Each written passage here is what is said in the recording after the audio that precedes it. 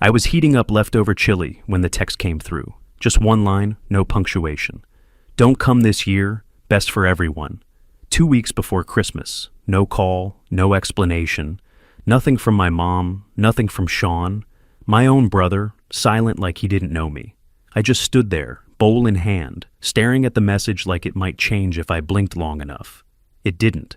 I was in my rental in Cedar Point, Ohio. 1 bedroom, cheap furniture, a string of dollar store lights blinking slow and pathetic over the window. I'd put them up last weekend, thinking it might make things feel a little less hollow. Joke's on me. I'd spent years getting shot at in Iraq, buried in snow in Germany, living out of duffel bags and rations. And somehow, none of that hit as hard as those 7 words from my father. No, hey son, no, we need to talk. Just a digital shove out the door, like I was some stranger begging for a seat at their table. I didn't think, I didn't ask. I just typed one word back. All right, not okay, not fine, just all right. It meant what it sounded like, cold, detached, final. Quick note, before listening, share which city or country you're watching from. Then I shut my laptop, walked over to the kitchen, and canceled the flight I'd booked a month ago. Non-refundable, of course. I didn't care. I wasn't about to beg for a chair in a house I helped pay for more than once. I grabbed a bottle of whiskey from above the fridge, poured myself a glass, and toasted the wall. Family, I muttered. That word used to mean something, back when I still believed they'd come around, back when I'd call from overseas just to hear someone say they missed me. But it was always a one-way thing. Me calling, me visiting, me trying. Not this year. I sat back on the couch, glass in hand, lights blinking like they were mocking me. My phone didn't buzz again. Not that night. Not the next day. I could have been dead and they wouldn't have known. So, that was it. That one line changed everything. They finally said what they'd been hinting at for years. I didn't belong, and for once, I listened. I took another sip, leaned back, and looked around at my quiet little apartment. I had no tree, no family pictures, no reason to pretend anymore. That was the kind of silence I grew up with, though. The kind that filled every room in that damn house, unless someone was yelling. I didn't join the army to make my dad proud. I joined to get the hell out. I was 18, signed the papers on a Tuesday and shipped out by Friday. Didn't leave a note, didn't ask permission. At graduation, he barely shook my hand, said, "Try not to screw it up," and walked off to talk to someone about the price of diesel. First time I got promoted, staff sergeant. I flew home for Christmas, figured maybe the uniform would mean something. I walked through that front door with my duffel bag still on my shoulder, and the first thing out of his mouth was, "You better clear the driveway before your boots scuff up the floor. No, welcome home. No, I'm proud of you." Just instructions like I was a hired hand. Same look in his eyes he gave the mailman. My mom stayed quiet, like always. Tiptoeing around him, like he might explode if she breathed wrong. And Sean, he copied every move our dad ever made. Learned early that blending in kept you safe. I remember that Christmas dinner, ham, dry as hell, and everyone chewing like we were on a countdown to silence. I asked Sean how college was going. He shrugged, said, "Fine," then changed the subject to car parts. Dad nodded in approval, like speaking in feelings might get you court-martialed. After that, I stopped visiting so much.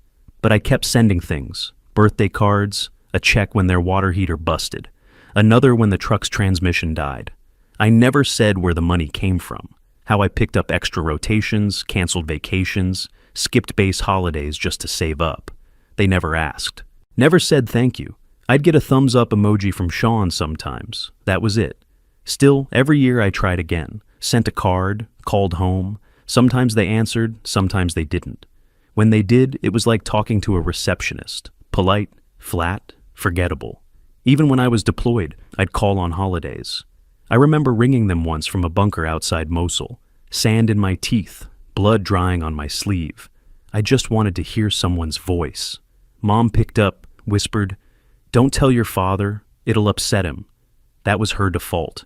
Keep the peace, always at someone else's expense. That pattern went on for years, and I kept waiting for it to shift. Maybe this time it'll be different. Maybe if I stop by. Maybe if I do more. But it never changed. This year was supposed to be the reset. My retirement papers were signed in September. After nearly 20 years in service, I was officially out. Done. I told myself, Maybe now I could just be their son again.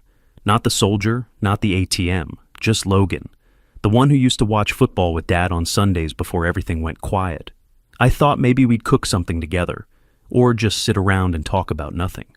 Something normal. I even bought a stupid board game I found on sale. Figured we'd crack open beers and try not to argue.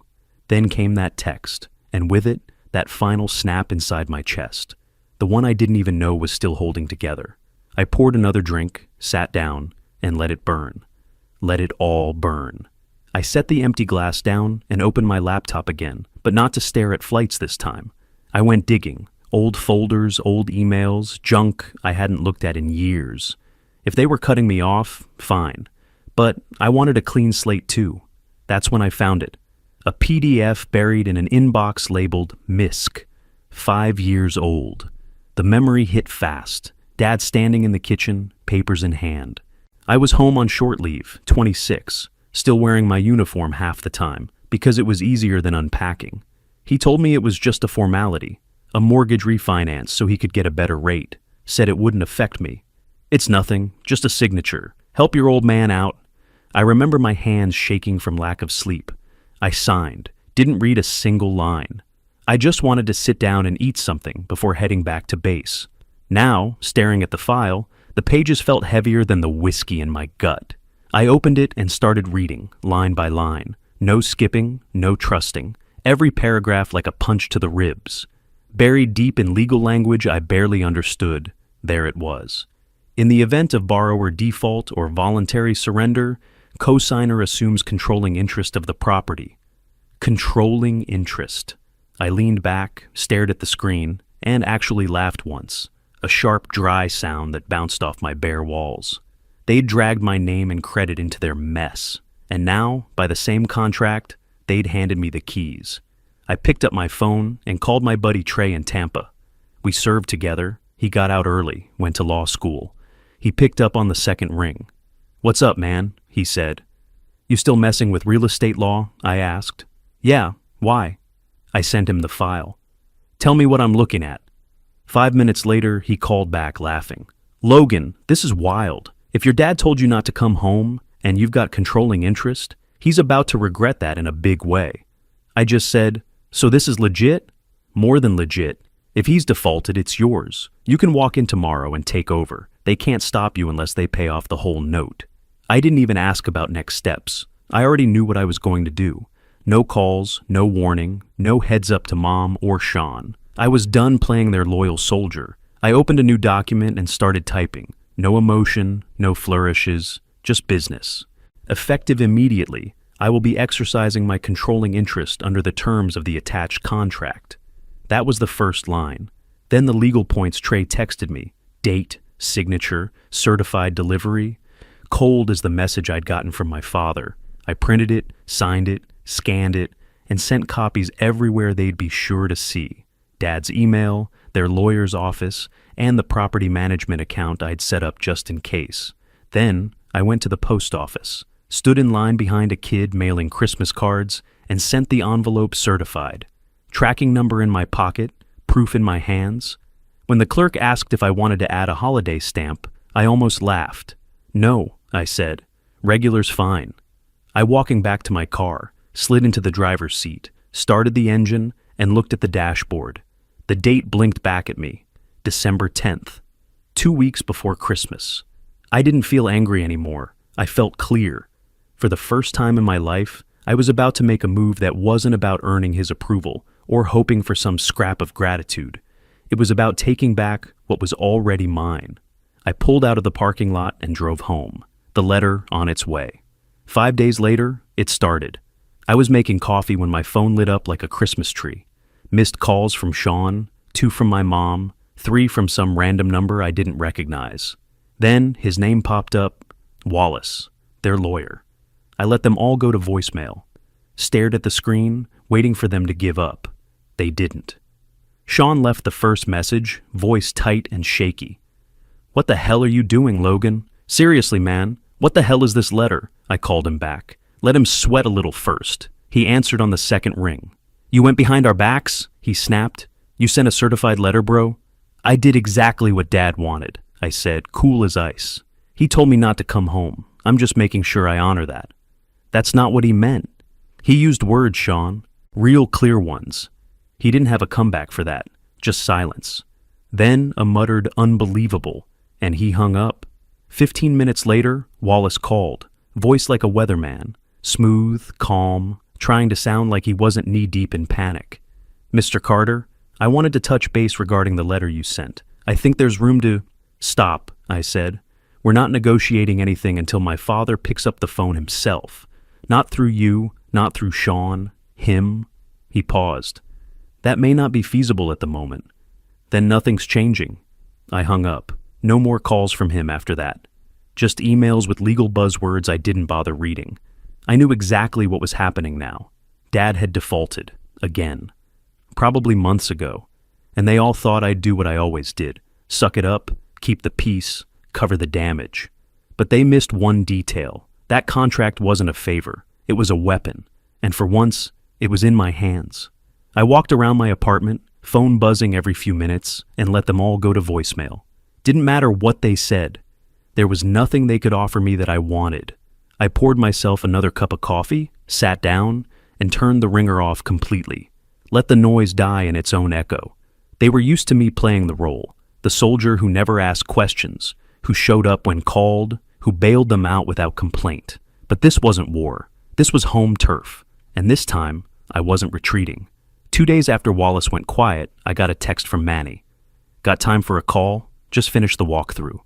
I stepped outside, lit a cigarette I hadn't touched in 6 months, and called him. He answered fast. Logan, you're going to want to sit down for this. I didn't. I stood in the cold, letting the wind slap me awake. Talk. I walked the whole house, top to bottom. Front's fine. But 2 of the bedrooms, they're being rented out. Different locks, separate fridges in each room, and a damn mini microwave on one guy's dresser. Cash deals, no paperwork, nothing legal. I didn't say a word, just stood there, cigarette burning down to the filter. He kept going. One dude's name is Carlos, drives Uber, says he's been there 6 months. The other guy wouldn't say much. Think he's working under the table. I finally spoke. My name's on the mortgage, and they turned it into a damn flop house? Yeah. And with your name tied to it, if something happens, fire, fight, cops, you're holding the bag, not them. I didn't thank him. Manny didn't need it. He knew what that silence meant. I'll write up the report, he said. You want pictures? Send everything. I hung up, walked inside, and sat at my desk like I'd just taken enemy fire. The contract was bad enough. The lies, the money, the silence. But this? Turning the house I grew up in into a cash-under-the-table side hustle behind my back? That wasn't just betrayal. That was a straight-up spit in the face. I opened a new document. No soft intro this time. No legal pleasantries. Formal notice of transition. I laid it all out. 30 days. Ownership shift in progress. All non-documented subleases immediately voided. Tenants to be notified and vacated per local code. New property management contact listed. No wiggle room, no mercy. I emailed it to Wallace, CC'd Sean. Then I took out my phone, typed one text, and hit send. Check your mailbox. That was it. No signature, no emojis. 30 minutes later, the next wave hit. Calls from Sean, rapid fire. Mom. Even a random number that had to be Carlos, or whoever the hell else was living there. I didn't answer. Sean's voicemail was long this time. Logan, you're making this worse. They don't know where to go. Dad's not in great shape. This isn't how you fix things. I played it twice, then deleted it. You can't plead with someone you exiled. They thought I'd fold. They thought if they ignored me long enough, I'd just go away. Or, maybe worse, keep helping like a ghost in the attic. But now, they were the ones getting ghosted. I spent the rest of the night organizing documents, lease violation notices, tenant communication drafts, city inspection codes. I'd never run property before, but I knew how to run operations. This was no different. They pushed me out of their lives like I was the problem, and then used what I left behind to make money, live easy, and forget who bled for that house in the first place. But forgetting doesn't erase the facts, and I had 30 days to remind them.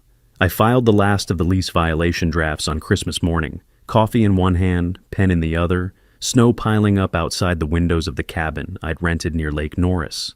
It was dead quiet. No traffic, no footsteps. Just the sound of wind against the pine trees and the pop of the fireplace. I hadn't seen another soul in 2 days. That was the plan. Around noon, my phone buzzed. Mom. I stared at the name for a second, then picked up. She was already crying. Logan, please. Your father hasn't slept. Sean's miserable. This isn't you. I didn't raise my voice. I didn't even move. Just said, do you remember what he texted me? Silence. I'll remind you. Don't come this year. Best for everyone. No explanation, no warning, just that. More silence, just sniffles and guilt. I'm begging you, she whispered. He didn't mean it. He did. I stood up, walked to the window, looked out at the frozen lake. Trees bent low with snow, sky heavy. It looked peaceful, but my chest felt like stone. You want to know the part that broke me? I asked.